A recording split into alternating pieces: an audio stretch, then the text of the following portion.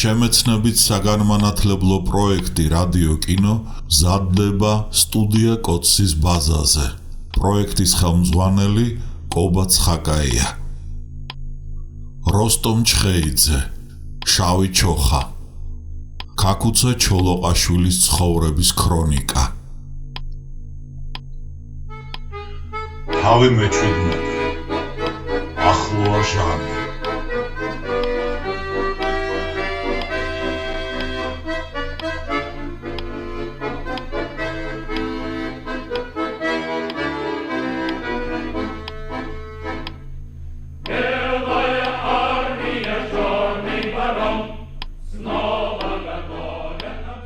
თავად აზნაურობის ნასახს არ დავტოვებ საქართველოშიო.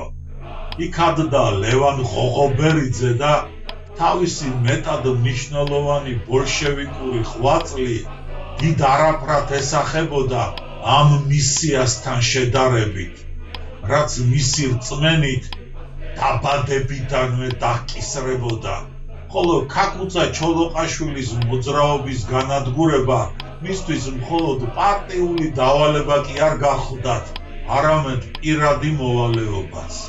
ის თუ ფეოდალიზმის აღდგენას ლამობდა და არისტოკრატთა დამხობილი წოდების აღორძინება განახლებას, რასაც ბოლშევიკთა გარდა აგერ მენშევიკებიც ადასტურებდნენ, ვინ უნდა გადაღობოდა უპირველესად წინ ამ მანიაკალურ სწრაფვას, თუ არა თავად აზნაურობის პირწმინდად მოსპობის მოქადაგე, აქა-იქაც რომ ეღინღილად, თუნდ სამუზეუმო ექსპონატებად. ლევან ღოღობერიძის მეუღლე ნუცა მეგობრობდა ვერიკო ანჯაფარიძესთან. მოგვიანებით 1927 წლის პოლიტიკური რეპრესიების ჟამს, როდესაც ბოლშევიკთა ახალი თაობა დასცემდა და დაანიორწყალებდა წინა თაობას, რევოლუციის გმირებსა და ახალი წესის პირველ დამამკვიდრებელთ, ლევან ღოღობერიძესაც მოეწეოდა ბედი-მდევარი აურაცხელ ცოდვა დანაშაულისათვის და თავის თანამოძმეთა გზას გაუყენებდა მიუსავალეთისაკენ.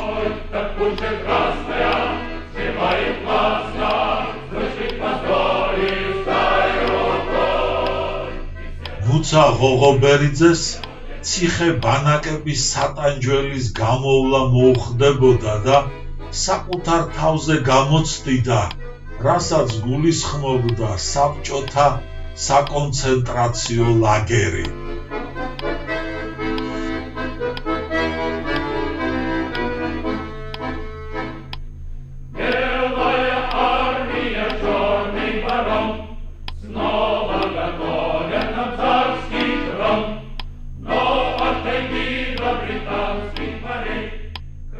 ჯერ ახალი რეჟიმის დამკვიდრების ტრიუმფალური სულით ხარობდა ცოლქმარი და თუ ამ სიხარულს თავდავიწყებული ხენა ვერ დაერქმეოდა, ეს იმიტომ რომ ქაქუცა ჩოლოყაშვილისა ვერც შეპყრობა მოეხერხებინა ხელისუფლებას, ვერც განდევნა, ვერც გადმობირება, ყელზე ადგათ თავის შეფიცულებიანად და ვერსაიდან შემოევლოთ.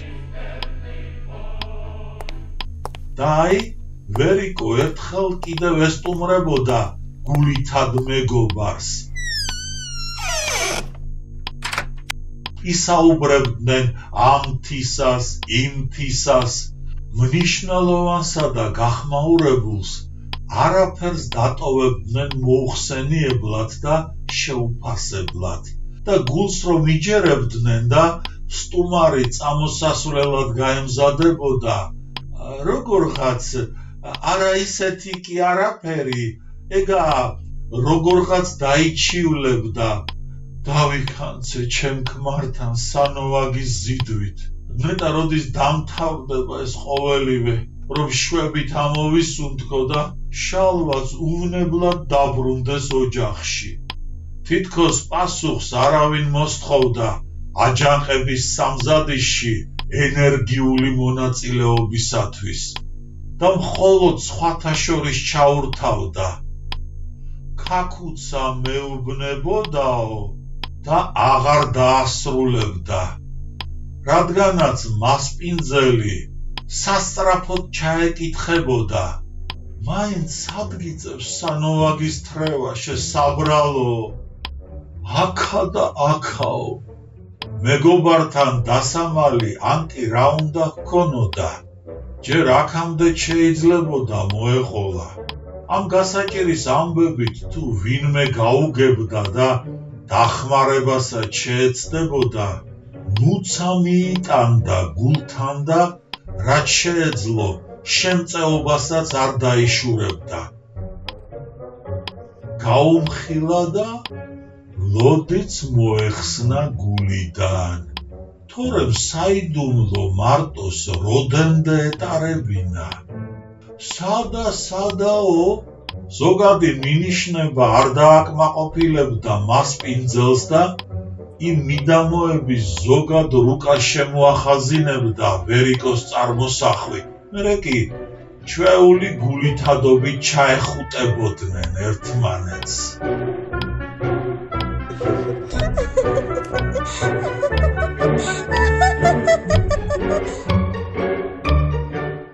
ვერიკოს გაფრთხილება აღარ სჭირდებოდა, რომ მეორე დღეს იქ, სამალავში, აღარ უნდა ასულიყო. ამას კი ვეღარავინ გადაათქმევინებდა შალვა ამირეჯიბს. შემთხვევით წამოსცდა, მეგობართან ვეღარ დაფარა, ვერ გაითვალისწინა, ვის ოჯახში მოუხდა ეს გამჟღავნება. უცასაც უნებურად დასცდა ქმართან, დატრაბახებასავით გამოუვიდა ამ პოლიტიკური რეჟიმის დამხობის უპირველესი მოსურნის საიდუმლო ადგილსამყოფელი რომ იცოდაო. დაუსხლტნენ კი საწყალი შალვა, ცხოვრებაში ცოლიც მეგრელი ხავდაო. ცოტა არ იყოს სარკასტულადაც გახმიანდება ეს ფრაზა, თუ კი ჩახედული ხარ შალვა ამირეჯიბის ბიოგრაფიაში. ხან მაინც რა მოწყალებას იჩენდა ხოლმე ბედი მის მიმართ. შიომღვიმის მონასტერში დამოუკიდებლობის კომიტეტის წევრებს რომ მოაქცევდნენ ალყაში და მერე სასტიკადაც გაუსწორდებოდნენ შეპყრობილთ, შალვა თავს დააღწევდა რკალს და პირდაპირ მიადგებოდა თავის დეიდაშვილს ელენე ჩიჯავაძეს, ბელინსკის ქუჩაზე მცხოვრებს, გაბაშვილის სახლში. მასპინძელი მაშინვე გავიდოდა შინიდან და თავის ბინას გარედან დიდ კლიტეს დაადებდა, თითქოს და აქ არავინ იმყოფებაო. გაჭრიდა ვითომ ეს ხერხი. მალევე შემოარტყამდნენ ალყას ამ სახლს ჩეკისტები, მაგრამ კლიტე თვალს აუბამდათ და გვერდით ჩაუვლიდნენ. გაჭრა და ეგაა. პარიზში არალეგალურად ჩასული შალვა მტკიცებას რომ მოხვებოდა, პირველი დღიდანვე აჯანყების მოწინააღმდეგე ვიყავიო. სოფიოს ახსენდებოდა სპირიდონზე ნათქვამი ის გამქირდავი ფრაზა. ყველაზე ჭკვიანი ხომ არ არის რომ მას დაუჯეროთო და ლამის პირში წვდომა სიყმაწვილის მეგობარს. ეს ვიღა იყო აჯანყების აუცილებლობას რომ ამტკიცებდა და ამ აზრის მოწინააღმდეგეც კიდეც დასცინოდაო. ნამდვილი პოეტი იყო და ხშირად ცვალებადიო. ისევ თავისი ეს დაკვირვება შეაკავებდა. მაშ რაღაც ვერჩი, თუ პოლიტიკური განწყობილებანი წარმართავს მის მოქმედებასა და მსჯელობასო. ანის რაღა უნდა გაკვირვებოდა, როდესაც ერთ დღეს მისგან ასეთ რამეს მოისმენდა. ნოე ჟორდანია უფრო დიდი კაცია ვიდრე დავით აღმაშენებელიო. სოფიო ყურებს არ დაუჯერებდა, გონზე მოსული კი მაშინვე მოსთხოვდა. თუ ბიჭი ხარ, ახლავე მომიწერე ამაზე ხელიო. რა გონიათ, უკან დაიხევდა შალვა, თამამადაც დათანხმდებოდა და არც ამ ფრაზის ჩანიშვნისა და ფაქსიმილის მოწერისას აუკანკავდებოდა ხელი. მერე კი ინანებდა ქალი, ნეტა საგულდაგულოდ შემენახა ის ფურცელი და სადღაც არ გამბნეოდა, ხომ ავაფარებდი თვალებზე, როგორც კი ნოე ჟორდანიას ძრახვას მოხვებოდაო. თვალებზე აფარებისა რა მოგახსენოთ, მაგრამ გაოცებით როგორ არ გაოცებულიყო, როდესაც არამცთუ პირადი საუბრისას, სულაც სტატიაში გაასწორებდა მიწასთან ნოე ჟორდანიას შალვა ამირეჯიბი. თვითონ წერილი ისტორია საქართველოსი და უდარდელი კაცის ისტორია გამოქვეყნებული სპირიდონ კედია ჟურნალის საქართველოს გუშაგი მეშვიდე ნომერში. ძალიან მოეწონებოდა სოფიოს შვენიერი და მწარედ ხუმარაო, მაგრამ დავით აღმაშენებლობიდან ეს სად დაემხო ყოფილი ხელისუფალი და სასეიროდ გაეხადა ლამის ყველა მისი ოპონენტისათვის წაეჭარბებინა ჟორდანიას გაქირდვაში. სიცილით ბევრს იცინებდა სოფიო და გულში სიყვარულით გააქილიკებდა. პოეტი ხარ და თვითონაც არ იცი ხანდახან რა გემართება ხოლმეო. თუმცა ჯერ რა დროს შიომღვიმის მონასტრის ალყა და ემიგრაციაში გახიზნა, როდესაც ამბოხება არც დაწყებულა და საშველიც ვერ დადგომია სახალხო გამოსვლას. კავთისხევის მიდამოებში ამბოხებულთა ორი რაზმი რომ დასცემდა ბანაკს, ქაქუცა ჩოლოყაშვილისა და მიხეილ ლაშქარაშვილის. ორივეს გაუჩნდებოდა გაერთიანების სურვილი და სწორედ ამ მიზნით ჩაერეოდა მათ ურთიერთობაში სოლომონ ზალდასტანიშვილი, ვინც მემუარულ ჩანაწერებში აღნიშნავს, ამ გარემოებით ვისარგებლე და წავედი ქაქუცასთან შესახვედრადო. იქვე ამასაც დასძენდა, მე და ქაქუცასაგან გამოგზავნილი კაცი თბილისის სადგურიდან გავედით ღამის 12-ის ნახევარზე და ამავე მატარებლით მოემგზავრებოდა ლაშქარაშვილის მეუღლეცო. ქაქუცასაგან გამოგზავნილი კაცი ძალდაუტანებლად მიგვანიშნებს, რომ სოლომონს თავისით კი არ გადაუწყვეტია შეფიცულებთან ფარული სტუმრობა, არამედ მათ ბელადს გამოუწვევია, უგრძნობინებია და აგერ გამყოლიც მოუვლენია. მხოლოდ დედაქალაქში ყოფნით არაფერი გამოვაო. სოლომონი მოეთათბირებოდა თანაკომიტეტელებს და გზას გაუდგებოდა. ხანდახში რომ ჩამოხტებოდნენ, ელენე ლაშქარაშვილს მიუახლოვდებოდა ერთი გლეხკაცი და აცნობებდა. სოფელი ჩეკისტებითაა სავსე და გზებსაც დარაჯობენ, რაკიღა შეუთყვიათ, რომ ერთ-ერთი გასული რაზმი ამ მიდამოებში ბინადრობსო. ქალი იფრთხილებდა და უკან გაბრუნდებოდა. სოლომონი კი გადაწყვეტდა, სიბნელით ესარგებლა და ქაქუცას მაინც შეხვედროდა დანიშნულ ადგილას. ბორნის პატარა ქოხში მილიციელებს რომ გადააწყდებოდა და აღარც უჩუმრად გამობრუნება მოეხერხებოდა, მიხვდებოდა, ყველაფერი იმაზე ღაყიდია, შევძლებ თუ არა სიმშვიდის შენარჩუნებასო.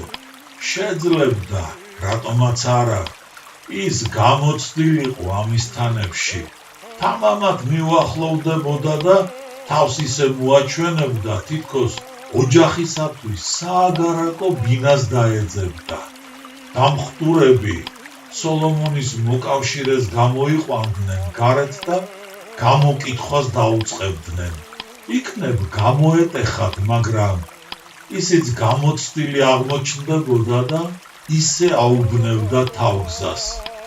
სოლომონი მერე მარჯვედ დაუსხლტებოდა ამ ხათაბალას, მიუხედავად იმისა, რომ მილიციელები ცდილობდნენ შორიდანაც ედევნებინათ თვალი მისთვის.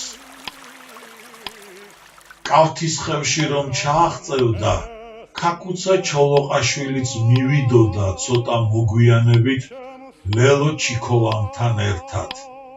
რაკიღა სოფელში ჩეკისტები დათარეშობდნენ, იმათაც გაძნელებოდათ მოძრაობა და ერთ ვენახს რომ შეაფარებდნენ თავს, ჩეკისტები იქაურობას რამდენჯერმე აუვალ ჩაუვლიდნენ, მაგრამ ვერ გადააწყდებოდნენ. ახლა კი ციხის ნანგრევებში განმარტოვდებოდნენ და მოლაპარაკებასაც იქ გამართავდნენ.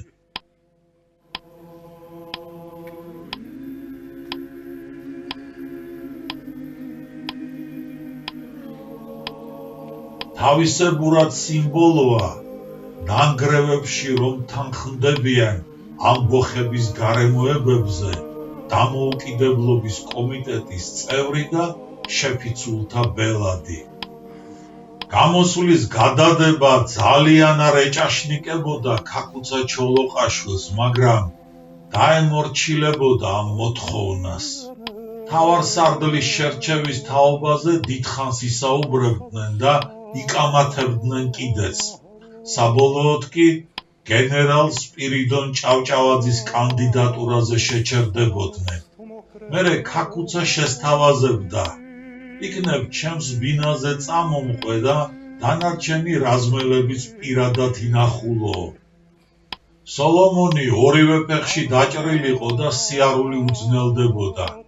აქამდე არ გამოტყდომია არც გამომგზავნთ, არც დამხვდურთ და არც მკითხველს. თითქოს ამხელა გზის გამოვლა არაფრად მიაჩნდა. მხოლოდ ახლა წაცდა გულდაწყვეტა, როდესაც ქაკუცა და მისი თანხლები შველივით გაიჭრებიან წინ, თვითონ კი ფეხებს ძლივს მიათრევს. გზად კიდევ ორი შეფიცული დახვდებათ. თავარი კი ის სურათია სოფლიდან მომავალ 15 ადამიანს, სერგო მაისურაძე შებრუნებას რომ უბრძანებს იარაღშემართული და ვიდრე ქაკუცა და სოლომონი შორს გასცდებიან, შემოტრიალების ნებას არ დართავს. ვაი თუ რომელიმე მათგანი იცნოს, ან იგუმანოს ამათი ვინაობაო.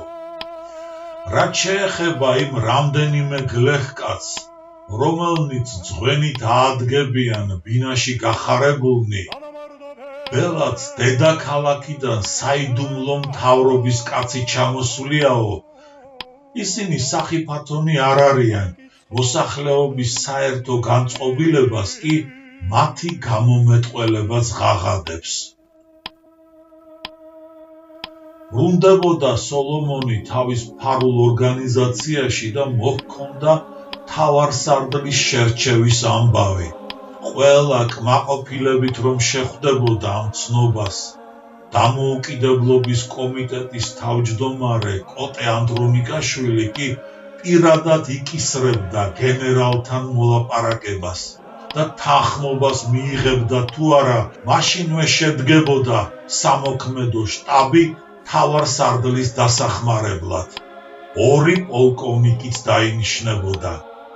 დგებოდა წუთი, როდესაც პარტიულ და სამხედრო ძალებს ერთ დარაზმულობაში უნდა მოეყარათ თავი. ეს სამუშაო ყველაზე მეტ სიფრთხილეს თხოვლობდაო. გვამცნობს სოლომონ ზალდასტანიშვილის მემუარები და მიზეზიც იქვეა განმარტებული. პარტიულ ორგანიზაციებში ხშირად გაცემა ხდებოდაო. ჯერ ისედაც რასახარბიელოა 1000 გვარი პარტიის არსებობა.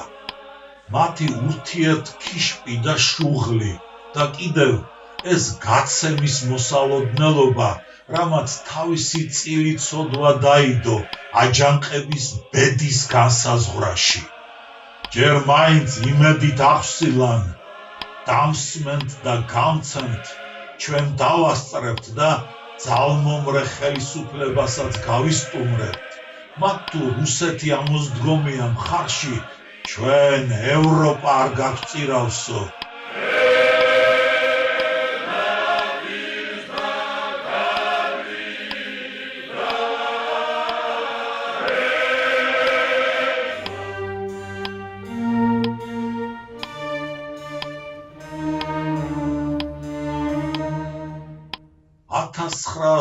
$1921-ში რომ გაგწირეს, მით უფრო უნდა მოენდომებინათ იმ სავალალო შეცდომის გამოსწორება და ეზღვევინებინათ რუსეთისათვის ის დანაშაული სახელმწიფოს აღდგენას, რომ არანებებდა თავისუფლების მოყვარე ხალხს.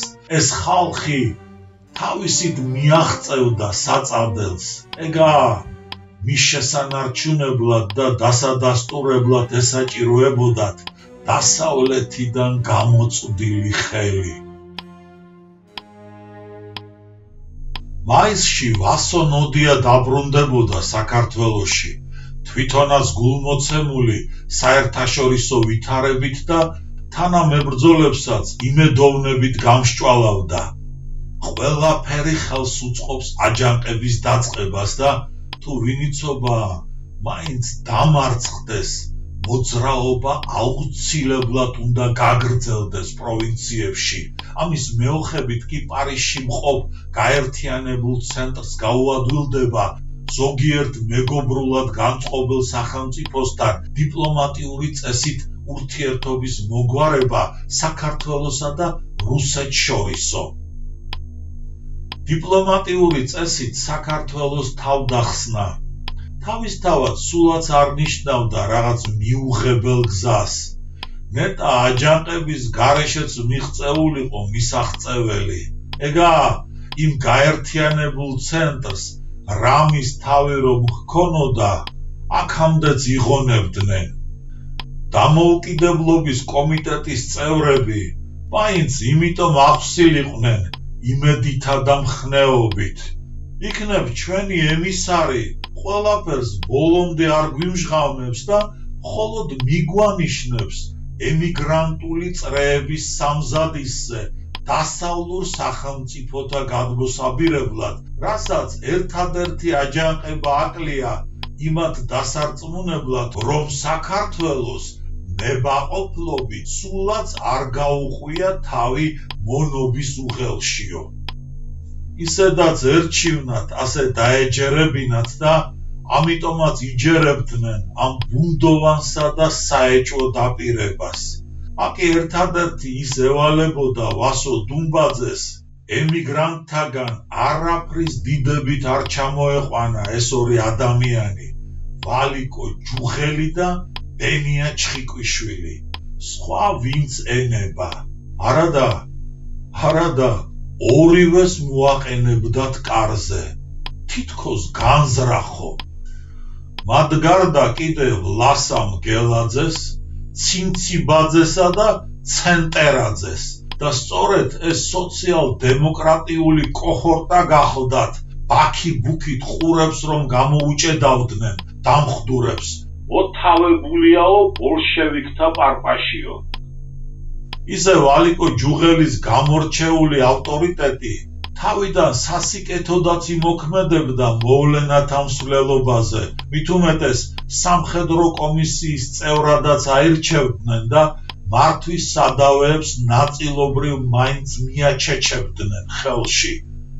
სოლომონ ზალდასტანიშვილი აღიარებს, რომ მისმა ჩამოსვლამ ხალხი გაამხნევა და ძალად შემატა. როდესაც სამხედრო კომისიის მუშაობა გაუცნია მისთვის, ვალიკოს თავი კი არ გამოუდევს. არიქა, მე რომ არ შემოგშველებოდით, თქვენ რას გახდებითო? არამედ დაუფარავად გამოუთქვამს აღტაცება. ყველაფერი მშვენივრად დაგიმუშავებიათ და რაც შეიძლება საჩქაროდ უნდა მოხდეს გამოსვლაო. შემეცნებით საგანმანათლებლო პროექტი რადიო კინო მზადდება სტუდია კოცის ბაზაზე. პროექტის ხელმძღვანელი კობა ცხაკაია.